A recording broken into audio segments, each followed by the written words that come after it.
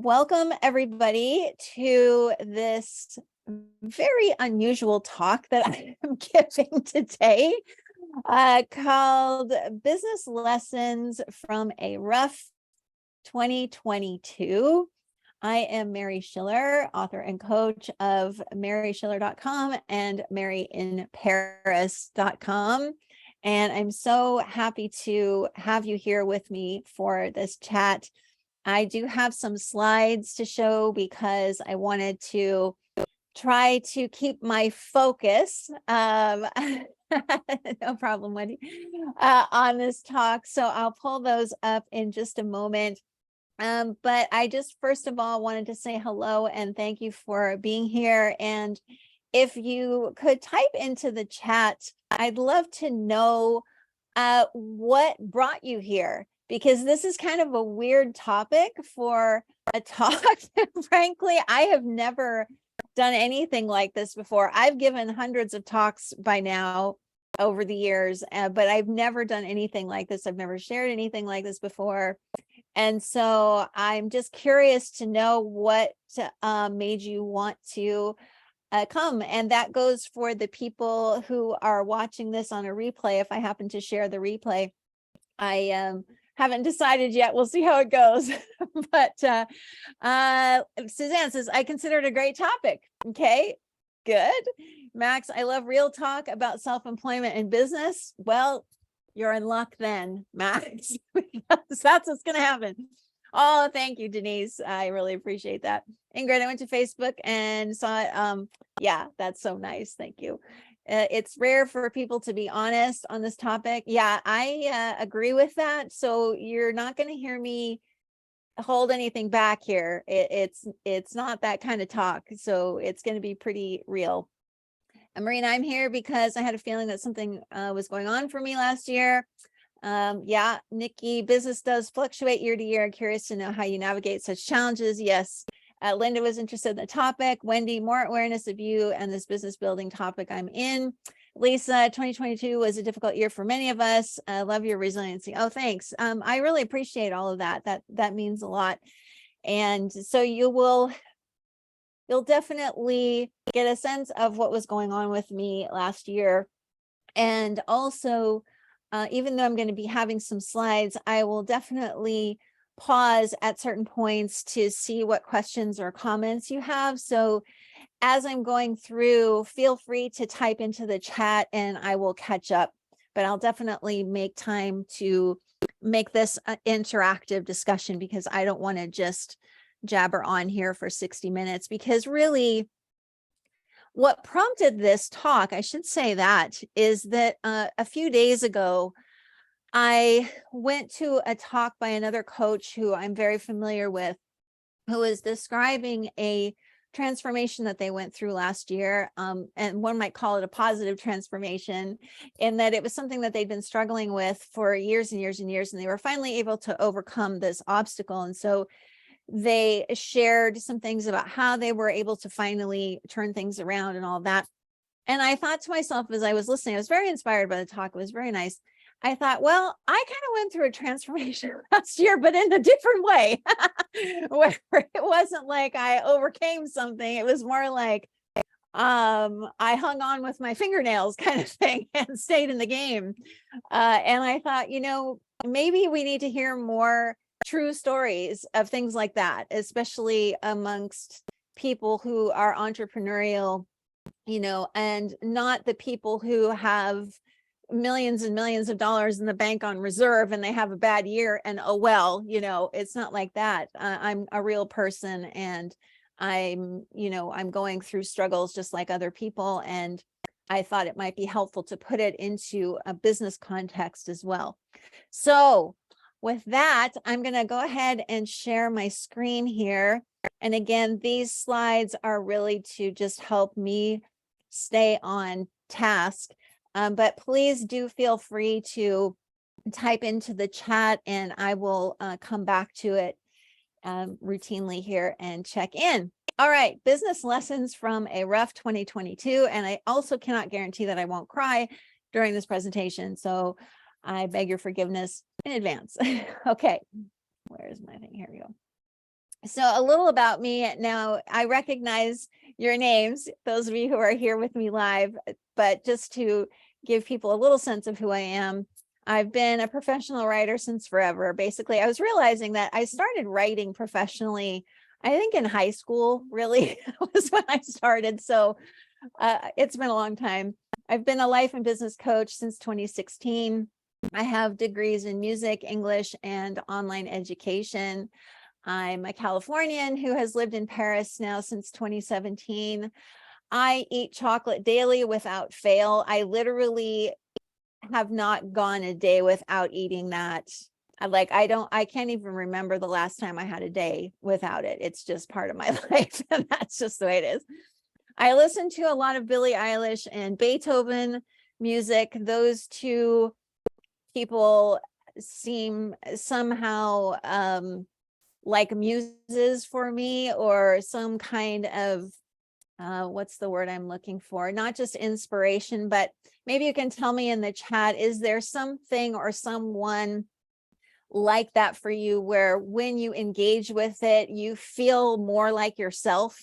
I don't know how to put that, but like for me, it's always been music as a real focal point in my life. And those two just are magical to me. I do play the piano. I live in a small apartment now, so I have a nice keyboard, which is great because I live in an apartment building, and I don't have to blast the neighbors with the piano. I can put my headphones on and play as loudly as I want.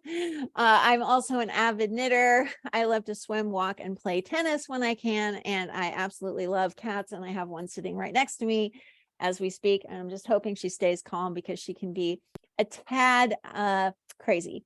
Yeah, like a touchstone, Wendy says. Yeah, exactly. Kind of like that. Like whenever I'm feeling out of sorts, I put on one of those two and I seem to feel more relaxed.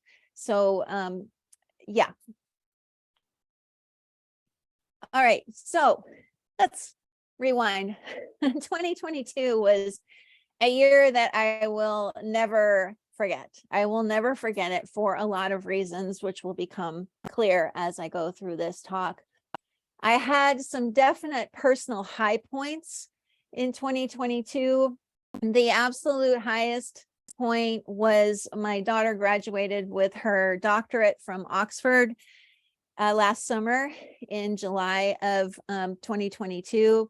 And that was a very hard won victory for her for a lot of reasons that I won't go into, but I was so incredibly proud to see her graduate with that degree from that university. It just was an amazing achievement that I could celebrate with her, and I was so happy to be able to support her in that. My husband, daughter, and I saw Billie Eilish in concert in London, which was amazing. I bought the tickets a year in advance back in 2021. So I waited a whole year for that show at the O2 in London, and Billie did not disappoint. It was amazing. I just loved every single minute of it, and I still relive it from time to time. My husband and I celebrated 25 years of marriage. We got married in 1997 when my daughter was 9. So she's 34 now. So it's kind of like, wow, a lot of time has gone by. A lot of things have happened. And then last October, I went to California and visited friends and family, and I hadn't been back there since just before the pandemic. So it had been a long time. I went back to celebrate my sister's birthday. Just for frame of reference, I am 61 years old and my sister is 81. So same parents. My brother is actually, how old is he? He's 78. So there's a huge age gap. And it just felt really important for me to try to be there to celebrate her birthday with her. And it was great because I also got to see my brother, who I hadn't seen in about 6 years. So it was a wonderful trip. Was also reunited with some college friends. I was able to bring some of them together who hadn't seen each other in like 25, 30 years. So it was fun to be part of that. And that picture of me was taken on an extremely windy day in Morro Bay. I don't know if you know where Morro Bay is in California, but that was one of the stops on my trip because I used to live near there. So while all of that was going on, some definite high points, my interior space really through all of last year was really frightening. It was very unfocused. It was scary. It was noisy. And I hadn't had an experience like that in a really long time, really since, oh gosh, maybe 2013, 2014. And so it was a very frightening place to find myself because I hadn't had that in so long and I really didn't know what to do with it. I kept thinking that it was just a day or so and then it would go, and it just didn't. It kept persisting and kept persisting. And I would say if you were going to use, psychological, psychiatric labels, you would probably call it anxiety and mild depression. I personally don't use those labels. I don't find them helpful to me at all. I just know that it was a very sort of high energy feeling, but not what I would call in a good way. It was just very loud and chaotic. And it was unusual for me because I don't normally, especially in the last several years, I don't normally have extended periods like that. And so as it kept being that way, I wasn't necessarily worried about myself. I'll get into this a bit more, but it was just unusual. It was just very unusual. Wendy says discombobulated. I would say it was more than discombobulated. It was more like I really didn't feel like myself at all. And I felt I had what would be called a lot of anxiety. And I'll talk about some of the ways that came up. So actually, this state started in 2021. I even at one point in 2021, like in the fall of 2021, I actually had an appointment with my doctor to talk to her about what was happening with me because my energy just tanked. I mean, it was really weird. It was like, I mean, if you've been around me at all, I'm a pretty energetic person and I always have lots of energy to do things. And my energy was just like nil. And so I got a thorough workup done because I do have a condition that could cause this lack of energy, but everything looked great. And she was like, in fact, your numbers look better than they did the year before. So it wasn't anything that I could point to physically that was wrong with me. And so when it sort of continued and the emotions started to really go all over the place in 2022, I still was monitoring my physical health, which was fine, but my interior space was really, it felt very foreign. I don't know if that makes sense. I really felt like I was, it's funny since I'm an American living in France, but add another foreign feeling in there and I didn't feel at home in my own self. Have you ever had that experience where you kind of just don't feel like yourself? And sometimes like if I've gone through periods of grief when someone's passed away, let's say, and or someone you care about has passed away, or a pet or something, and you have that feeling of not being right in your own interior space, that's how I was feeling a lot of the time. And I said sometimes, but it was often. I didn't get out of bed until like 1 p.m. So I just worked from the bed. I would just not get dressed, not do anything. I would grab my computer and I would do some work on my business just from the bed. And then eventually I would get up, and some days I was really thrilled if I was able to get up and get dressed, showered, and all of that by noon. I felt like I had had a victory. Like that really felt like, okay, I made it at least in the morning. I was up, but a lot of days I didn't. And there were times when I didn't leave the apartment for days at a time. And we live in just so you get some frame of reference, we live in a studio apartment that's 300 square feet. And it's my husband and myself and our cat. And there would literally be weeks where I might go out on Monday and then I wouldn't go out again until Friday or the weekend. I would just sort of be cocooned in here, which was very unlike me, especially because during the pandemic, we had extremely strict rules here about when we could leave the house, what hours we could leave the house. We had really strict curfews. And so when all of that was lifted, I spent a lot of time outside. And then suddenly I found myself in this emotional space where I just didn't want to go anywhere. I just felt very kind of stuck inside my own self. As you might expect, on the business side, my income dropped by quite a bit, and it's had a really major impact on our finances, because I was used to making a certain amount of money, and I would say it dropped by about half. I was used to making, I mean, I'll just share the numbers. I was used to making somewhere between 100 and 125,000 a year, and I think last year I made around 55. So if you think about the impact of that, it was major. And it wasn't like I wasn't trying, as I will talk about, but that's just what the ultimate result was. I really felt lost and confused and afraid most of the time.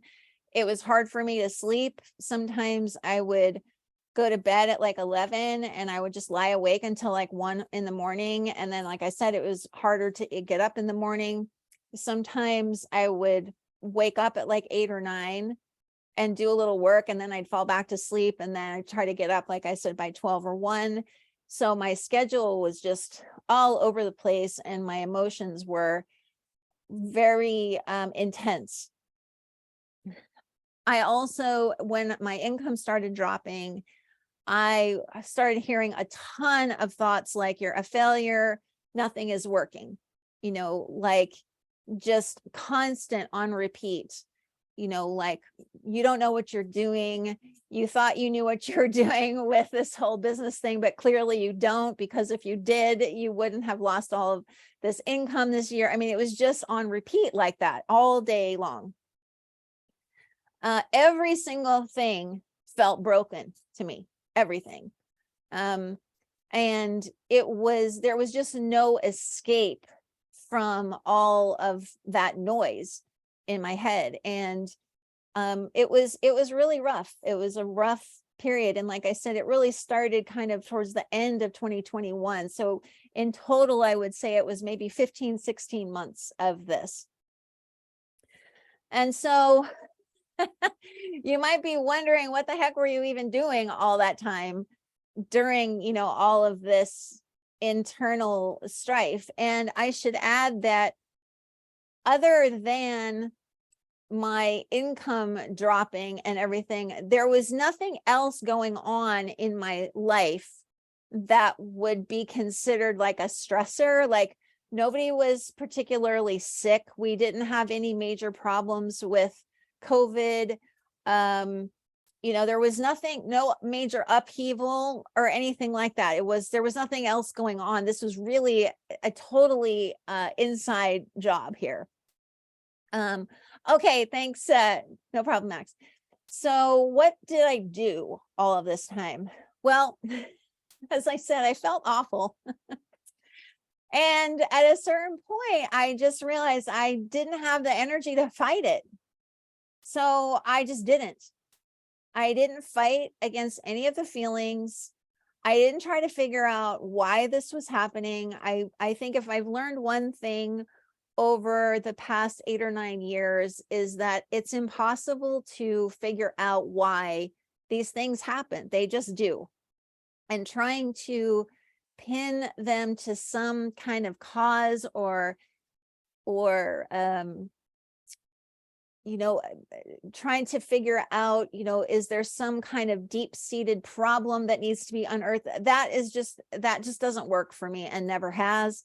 And so I just gave up very early on, trying to figure out why this was going on, or trying to make the feelings go away, because I just knew that wouldn't happen. So I just experienced it all. I experienced all the feelings, all the thoughts without trying to stop or fix them. And, I can't say that that was a pleasant experience, because it wasn't. It was a lot of suffering. I would have to call it that, because at a certain point you start to think, is this how I'm going to be forever? For me, I hadn't had anything like this happen, like I said, in such a long time, that I thought, is this just how life is going to be from now on? And maybe I just need to try to accept it. I didn't know. I was nervous about that, to be honest with you. So to try to keep my business alive, I tested different things to see if something would kind of spark in me. I tried selling different things, which some of you probably saw. I tried working with people in different ways, and I kind of just was literally, I felt like I was grasping at anything to just keep going. Even if it didn't quote unquote work, if it was something that I could put my focus on, at least for a while, that was okay. You know what I mean? Like, I just needed something to keep going. So if a new idea came to me, I would just go with it. I just wouldn't reject it. I would say, okay, I'll try that.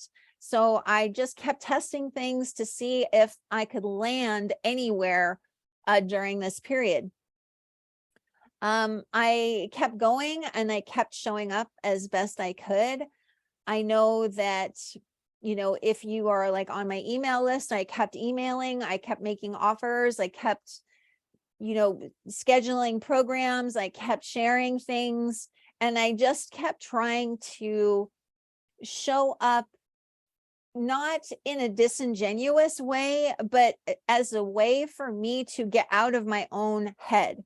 I tried to think about what my audience and what people might need, and I tried to, create from there, instead of just staying so locked into myself.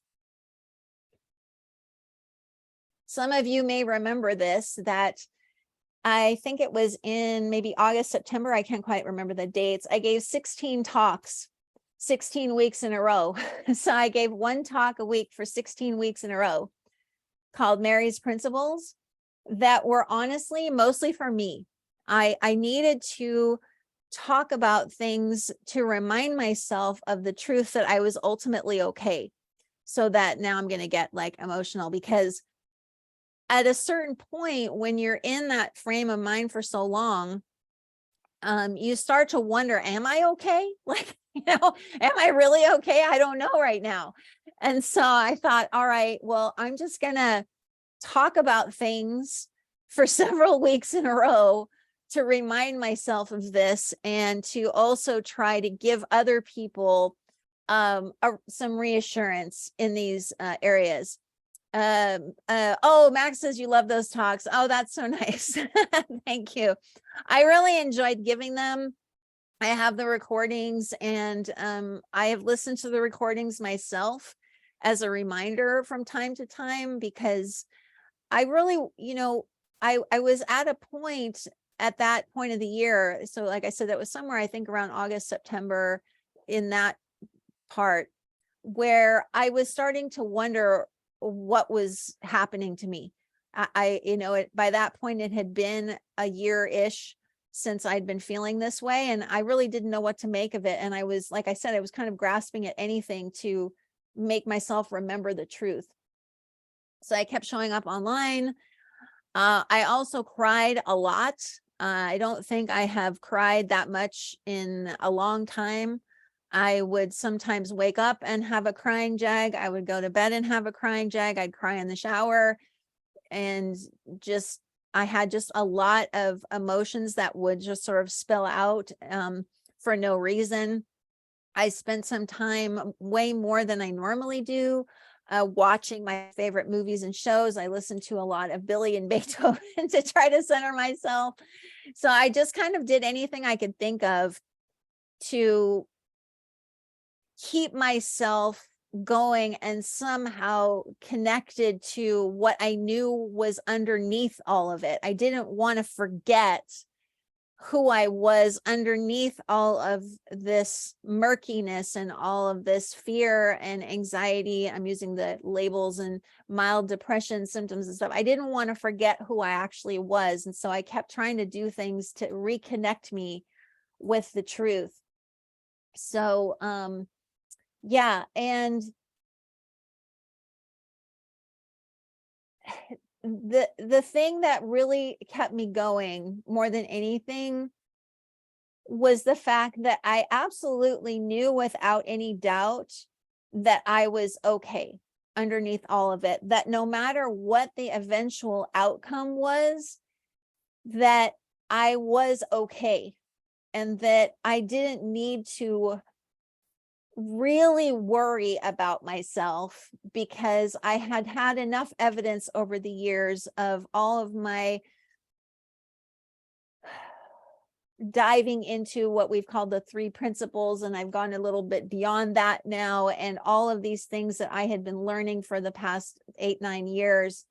I knew that I was okay, and so I could, that nugget of truth allowed me to ride these really rough waves of emotion that I was experiencing. And that was enough.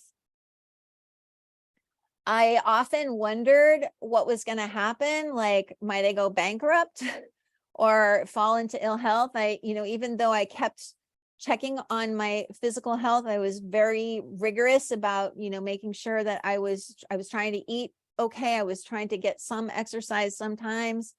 I even I was lucky enough to be able to play some tennis and do some things like that. And I was like, okay, I can still move around. I can still do things. So, I was really trying to be conscious of these things as much as I possibly could, but I had concerns about them. And the only thing that I was really certain of, this was another thing that just kept coming back to me, was that my story wasn't over yet. There were periods in there where I wondered if maybe the Mary story was going to end. Like, maybe my life was going to end somehow. Maybe, I didn't know. I mean, I'm really just being very frank with you. There are times where it wasn't like I was suicidal or anything, but I just was like, am I going to like fall ill and die, or what's going to happen? And yet there was still this thought that kept coming up that said, your story isn't over yet. So just hang on, you're okay, just hang on and keep riding this out. So underneath all of that, basically, to kind of sum this up, I really just tapped into my own inner drive to produce things, to keep creating and sharing, because it's kind of how I'm wired.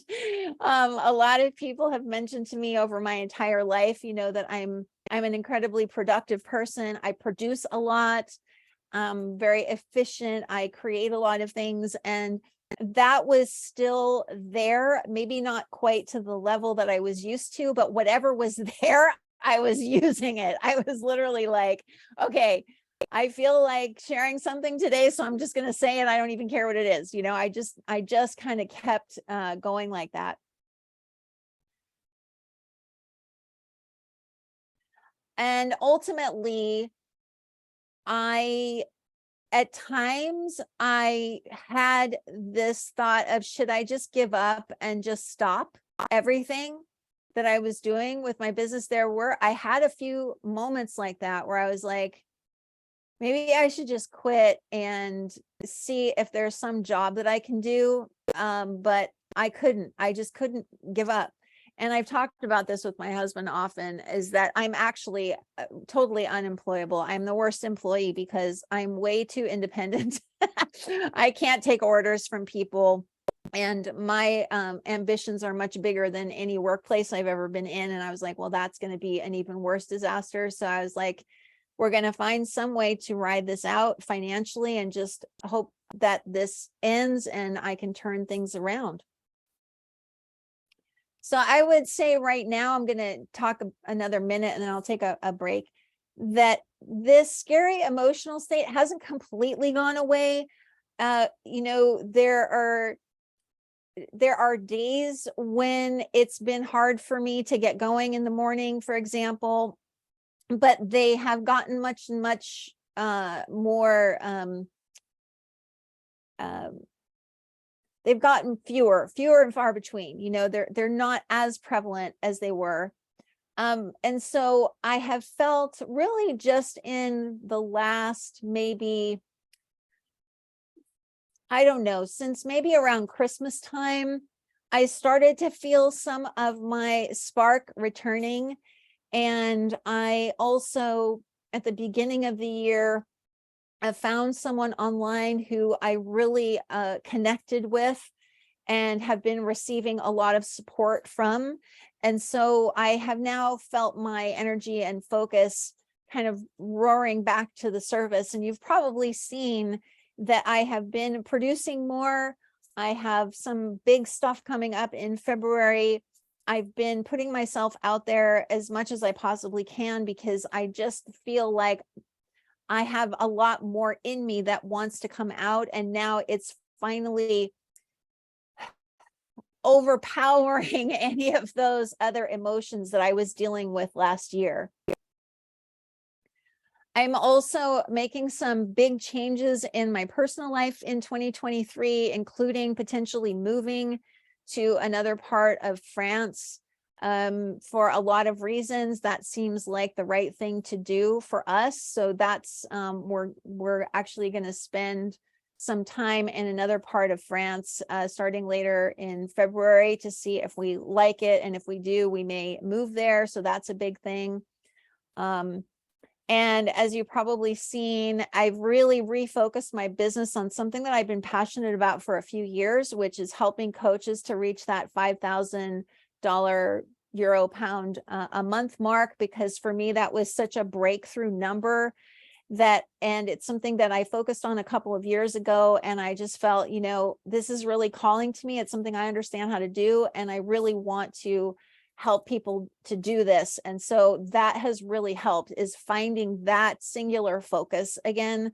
I can't even begin to tell you how much that has helped me to channel this energy into something that is meaningful to me. And that was missing all of last year. I couldn't find that for anything. It was just completely invisible. And I'm so grateful that that has made itself known. All right. So before I get into the business lessons learned, let me just come back on the screen. So what questions or comments do you have about anything that I've said so far? If you want to unmute yourself, feel free, or you can type something in the chat and ask me. Hello to the new people have jumped on since I went on there. Did anything stand out for you?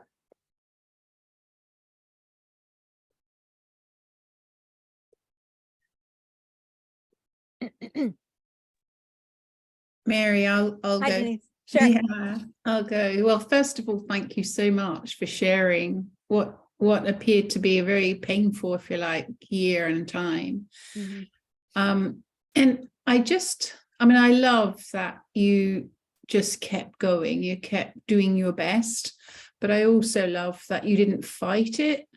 You didn't fight the feelings, because that's one of my biggest insights, is when I feel rubbish, I don't like it at all, but I know not to fight it. And that came across in your talk. And I'll be interested. You say that it hasn't gone completely, but it seems that you're less afraid of it. Mm-hmm. And you're not surrounding it with a whole heap of stories about what it was, what it could be, is it going to be there forever? You're just, if those stories come, you're letting them go. So thank you very much. Very inspirational. And I think probably, everyone on the call can relate to times in their lives where it just kept going on, yeah, when we felt really rough. And it's great. It's great that you shared it. Thank you. Thanks, Denise. I really appreciate that. Thank you, Ingrid and Marina and Nikki too. I appreciate your comments. I mean, I think that the if I can say, the weird thing about it was it wasn't, and I know our emotions come from within, not from without. It would have been quote unquote more understandable if something had occurred, like if there had been a death in the family, or if, I don't know, any number of things, but there was literally nothing like that, nothing. And I have wondered, this is total speculation and really doesn't mean anything. I had wondered for a time if, some of you may know, I had a long history with post-traumatic stress disorder, and it was stemming from my first marriage. And I had wondered if all of this came about because of the severe restrictions we were under here during the pandemic, and the feeling of being trapped, and not being able to do things that I normally would do, not being able to see people, having, especially in the beginning, which I know you all remember, we didn't know how the virus was communicated. So we were literally washing our groceries and all of these things. And so feeling that sense of, am I risking my life going grocery shopping, all of these things. And, that reminded me very much of how I lived in my first marriage for 7 years, and then dealing with that same person for another 12 after that. So like 20 years of my life, I was dealing with someone who had that same effect because he was a very dangerous person.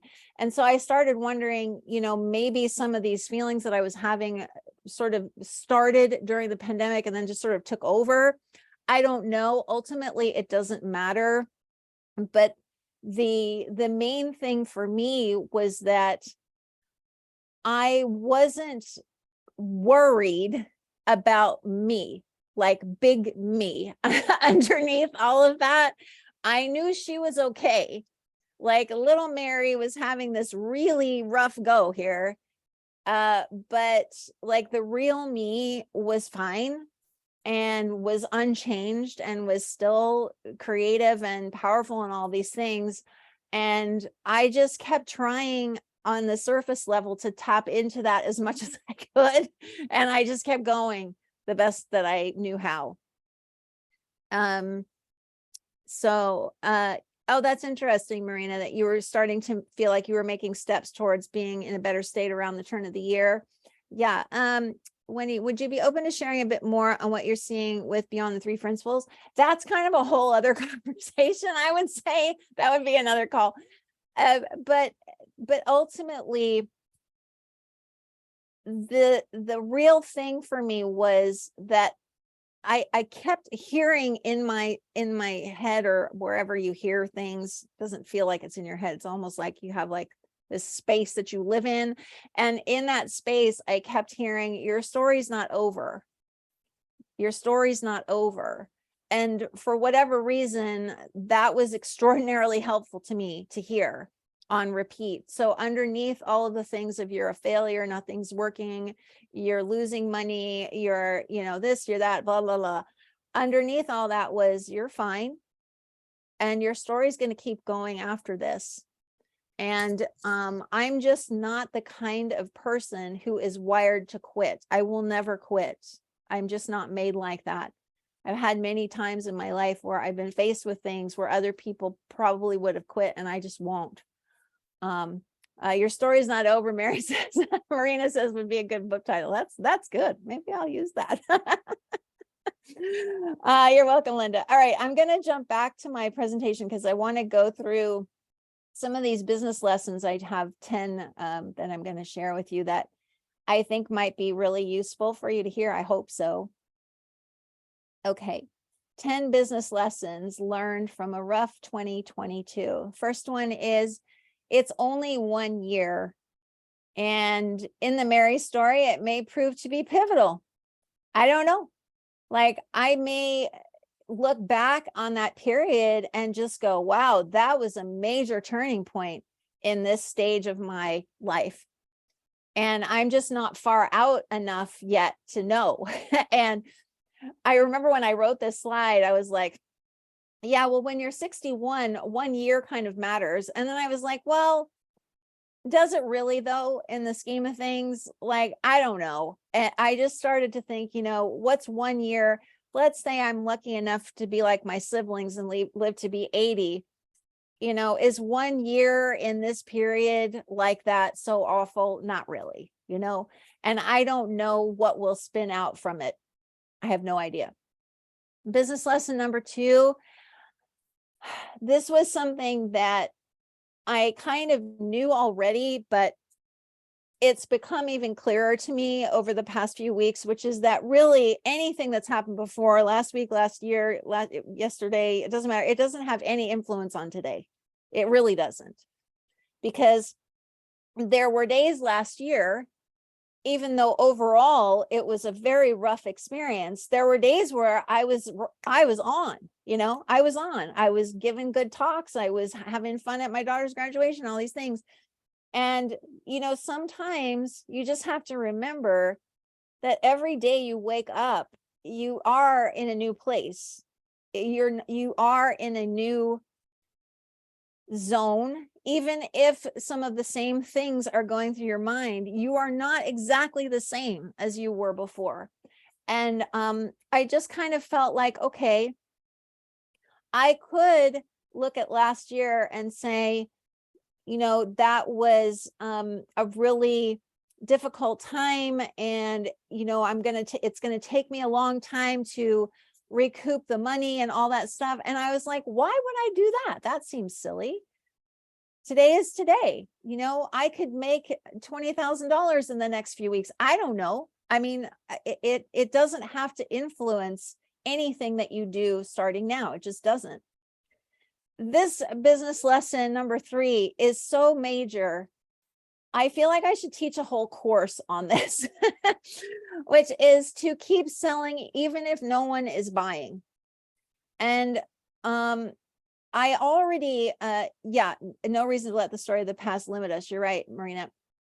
I already kind of knew this lesson about keep selling even if no one is buying. But last year, this was probably the biggest lesson that I learned, which is that if you are in business for yourself, it's so important to just keep offering things. Even if nobody says yes, just keep offering things, keep selling things, because as you keep doing that, you develop a way of experiencing selling and offering that makes it less drama driven.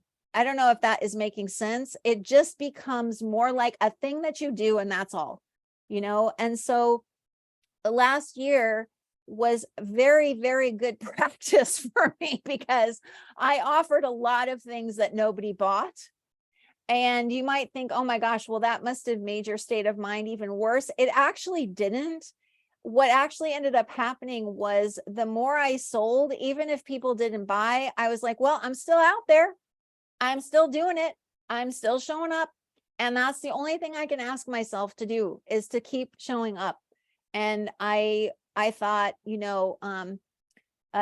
Linda, it's a very good lesson to just keep in mind all the time, because I think a lot of people who are in business for themselves get discouraged if nobody buys. If they try to sell something and nobody buys it, they just quit. And I'm just saying that isn't going to do it. Like, you just have to keep selling even if nobody's buying it, and just see what you can do differently, see what you can change, and just keep going. This is another one that I learned big time, is lesson number 4. Keep showing up, keep being visible, even if only a few people are commenting or quote unquote validating you.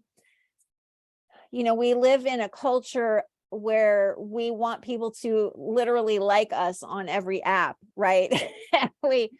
If nobody responds or something, and it feels like it's just going out into the ether, does it really matter? And I think it matters a lot, because for me last year in particular, showing up and being visible, even though a few people were engaging with me, for the most part, my engagement went way down, and a lot of things like that just kind of dropped precipitously. It was really more about me staying as active as I could possibly be, even if it meant not showing up with my face, because a lot of the time I didn't look very well, and just writing a post, because there were plenty of days where I was like, I can't do a live. I can't take a photo of myself. I just can't. I'm just going to write something and share it, or send an email, or I'll make a post or something. And if people comment, great. If they don't, great. This isn't about them at this point. It's about me trying to just put one foot in front of the other. And this is actually true, I think, in business in general, is to just keep showing up, even if only a few people are there with you.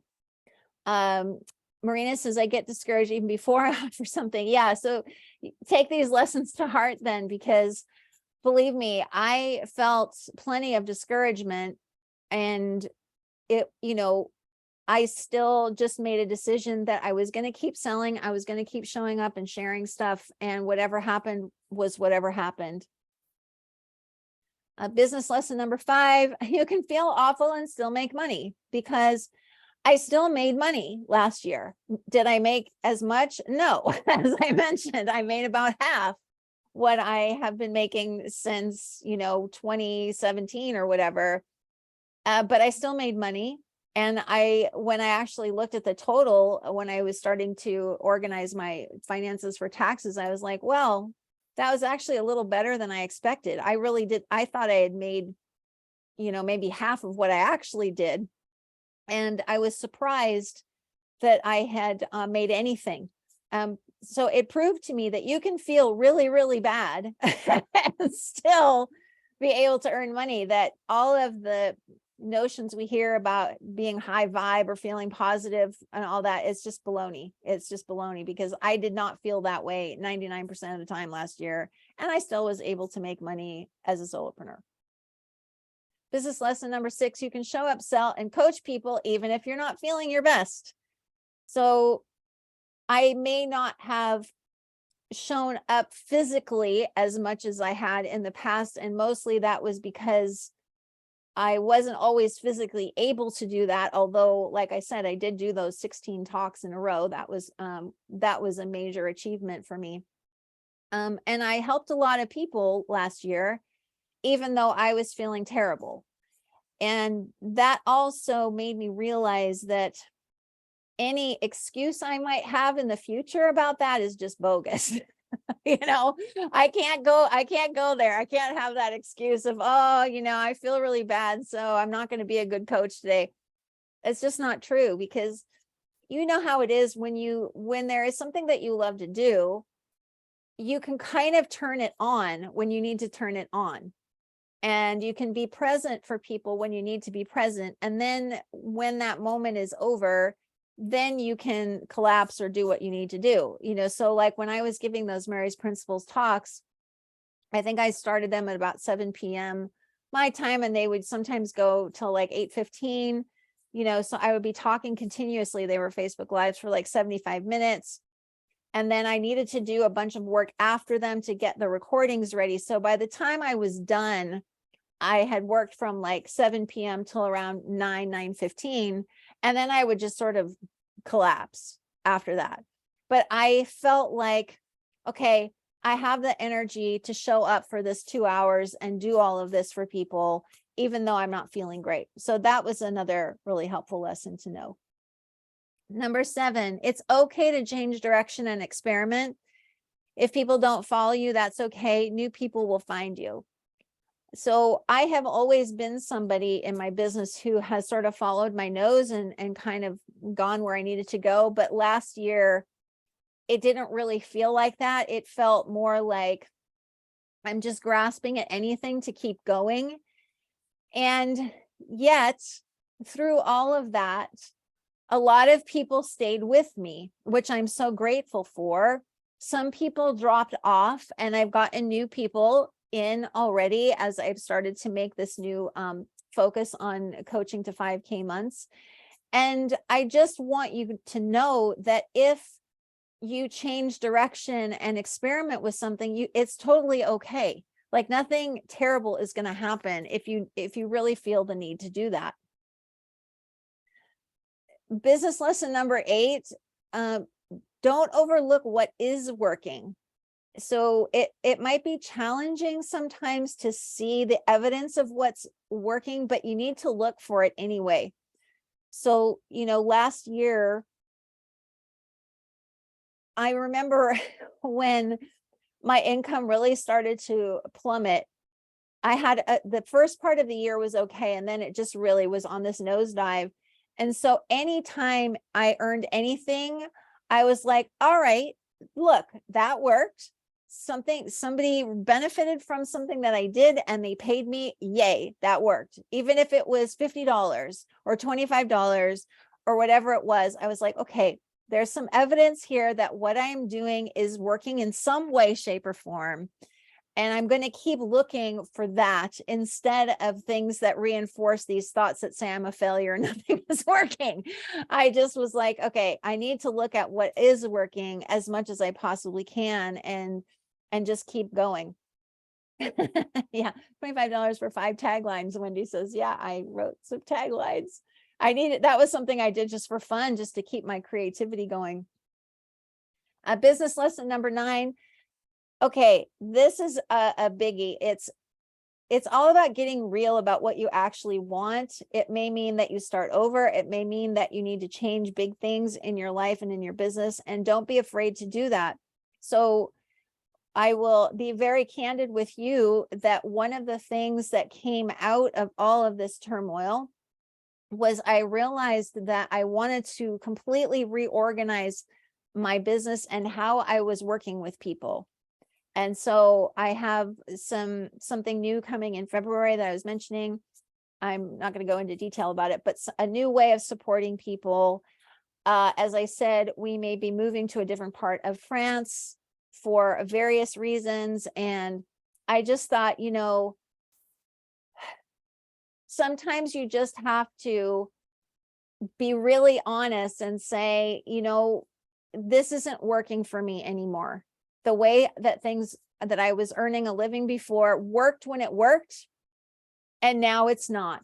And I need to be honest about that and not try to go back to what I was doing before, because I could tell that just wasn't going to work for me because of where I have landed now. I don't know if that's making sense, but like going through all of that in 2022, all of this upheaval and like uncertainty and unfocus and all of that, I started to come out of it, and I can't go back to the way I was doing things.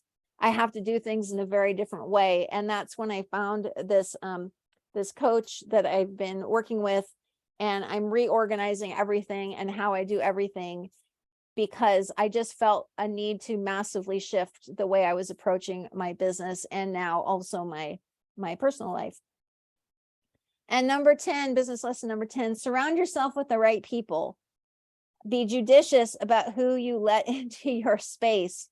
And I have also found that investing in great support, it's really invaluable. And that's something that I also learned big time, because in 2022, I invested in the wrong kind of support twice. And I learned my lesson there, that I need to be much more careful about who I am hanging out with in a professional sense. And I feel like this is something that isn't talked about enough, that it's very easy to find ourselves. I've done this more times than I care to admit. And like I said, last year I did it twice in a massive way. I got into a space of people who were just not helpful to me, not right. We didn't have the same values. And I just had to leave, even though it cost me.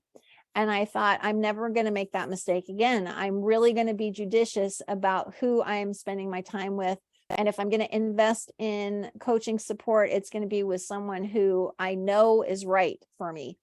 And so I feel like this entrepreneurial journey as a coach, it can be very lonely, and it's really hard to do this whole business thing by yourself.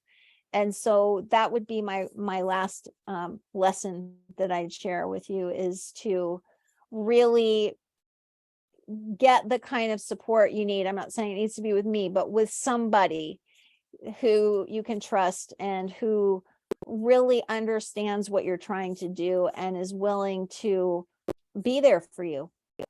That's just super important. And I mean this not just in terms of our personal life, but really people who understand business and who do business in a way that connects with how you want to do business. Because as you know, there's a million ways that people do business, and not all of them are good. And sometimes you can fall in with people who aren't right for you. So let me just do a quick recap. Number one, business lesson: your story isn't over yet. Number two, yesterday, last week, etc. No influence on today. Number three, keep selling even if no one is buying. Number four, keep showing up even without validation. Number five, you can make money even when you're not at your best. Number six, you can show up, sell, and coach even when you're not at your best. Seven, it's okay to change direction and lose, quote unquote, people. Number eight, don't overlook what is working. Number nine, get real about what you actually want. And number 10, surround yourself with the right people and invest in supporting yourself. So let me stop the share and go down to the comments.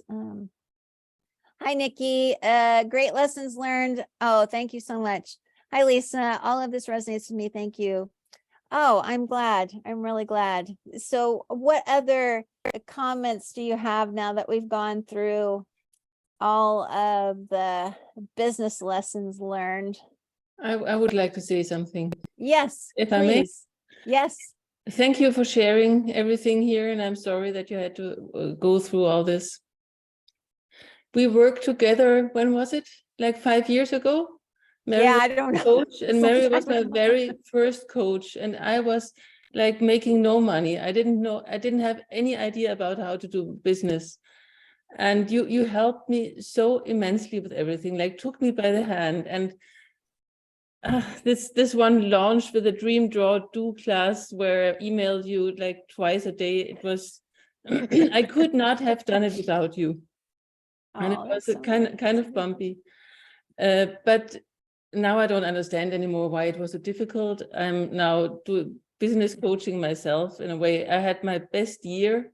Last year was for me the best year. So that's great. and yeah. So thank you very much for what you have done for me. And I'm glad you're going back to coaching. I don't know what else you have been doing. I'm more on LinkedIn now than anywhere else. Mm-hmm.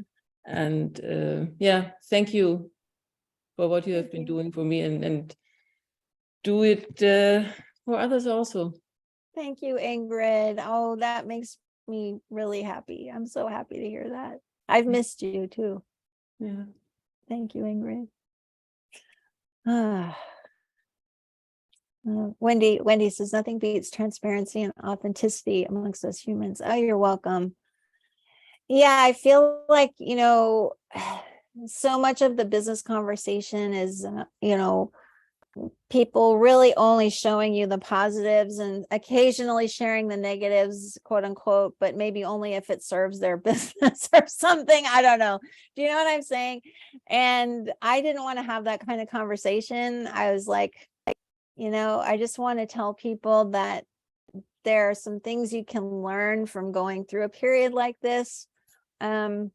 And I should say that, if something I have said has really struck you and you want to talk to me more about it privately, just send me a note.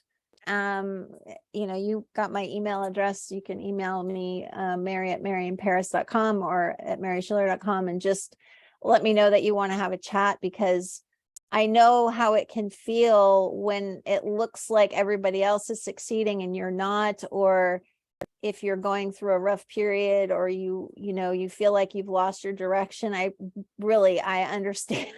I really get it. And I'm happy to offer you some support if I can. Yeah, Wendy says I may have to change my website to Mary in France. I'm still going to be Mary in Paris, even if I leave, because it'll give me an excuse to come back here and take photos and do stuff, and I can write it off on my taxes. But yeah, just we're thinking of moving down to the Mediterranean because we're Californians and we miss the sun and the surf and stuff. Although there's not much surf in the Mediterranean. It's very weird for a Californian to see a body of water like that has no waves. It was very weird. But anyway, so what else do you guys want to say? Or you can unmute yourself if you have anything else. Hi, go ahead. This is Gil. Hi, Gil.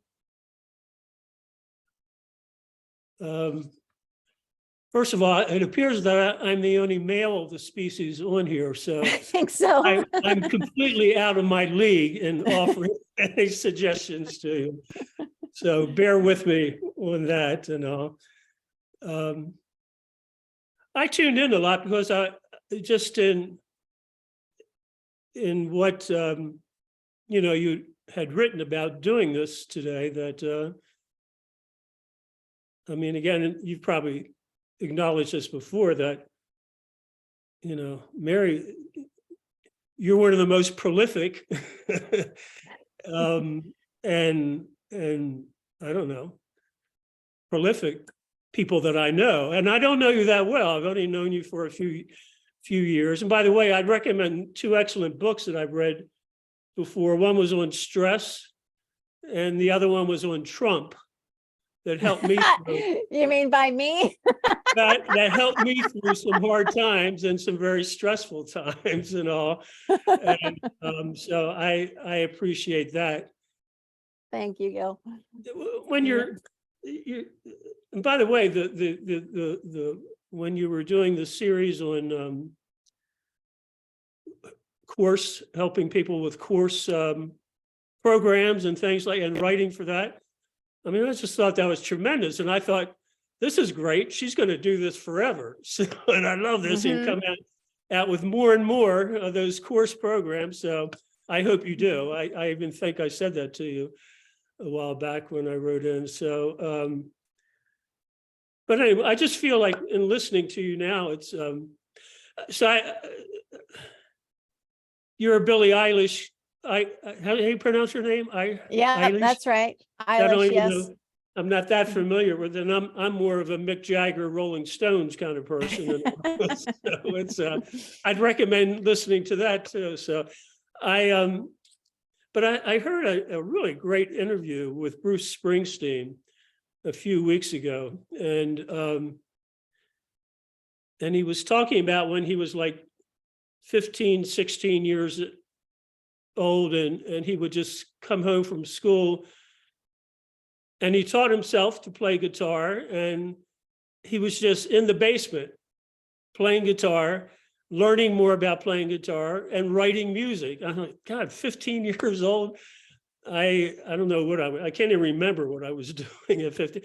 And it was kind of like it was really revealing his art, his artistry, that he was a true artist, and that he could not do what he was doing. You know, he tried to go out and do things with his friends and stuff, but he had to do his art, you know.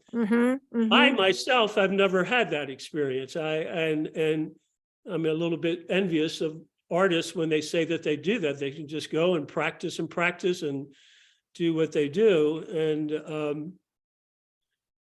And that's what I hear and see in you. I mean, you may call yourself a business coach or even an entrepreneur, a business person. I see you as an artist, and and I think that you know, I'm being a little bit selfish, but I hope you continue to do what you do so well and to do your art so well, and I can learn from that, because I mean, I'm still just starting in the work I do. I teach something called the Feldenkrais method. I've been doing that for about 40 years now, but I'm still learning how to do it.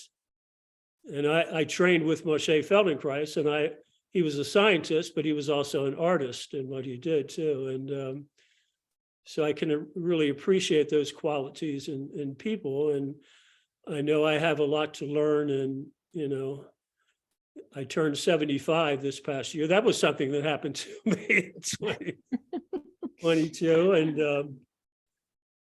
And so anyway, that's just my 2 cents. I really appreciate that so much, Gil. That means a lot. And I do think that each of us has something that we feel an innate drive to do. Yeah. And I think that for me, that really sustained me last year, was that drive to continue to try to create things, share things, support people as much as I could, even though I didn't feel that great. And it's interesting that you see it as artistry. That's really poignant for me, because I have given some talks on that topic and said that I really do see a very strong parallel between the types of things that we all do and being artists, and having that be an artistic expression almost. I do feel like business is a creative expression. And I talk about this a lot, that, things like showing up that I talked about, I just kept showing up and I kept talking. To me, that was the real me trying to keep expressing itself, even though I was very cloudy on the surface. Yeah. And so I really appreciate that analogy very much. Good. Thank you, Denise. Anybody else want to add something? I really hope that this talk has been helpful and has inspired you, if you've ever felt like you wanted to give up or you didn't know what direction you were going in, just to keep going and keep trying things, and to know that even if I don't actually see what you're doing, I am seeing you. I mean that, like, somewhere in the cosmic space, I am seeing you, and I'm appreciating what it is that you're putting out there into the world, and that it's meaningful. It doesn't have to be on a level of, to use Bruce Springsteen or Billie Eilish, doesn't have to be on that level to mean something. It can mean something even if you put it out on Instagram and you don't get a single like. It doesn't matter. It's still you expressing what's within you. And that's what we just need to keep doing. We need to keep trying to connect as much as we can.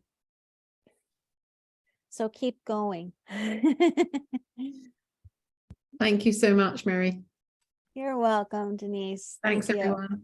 I've got to go. Well, Thank you thanks so for much. being here. And I think I will go ahead and share this recording. So I will send it out to folks on my email list, and you can watch it again if you're so moved. And again, if you feel like you want to connect with me and have a private chat about anything, just send me an email and I will respond, as I always do. All right. Thank you so much for being here and for your kind words and Thank support. you. Bye, everybody. Have Bye, a Mary. wonderful week. Thank you.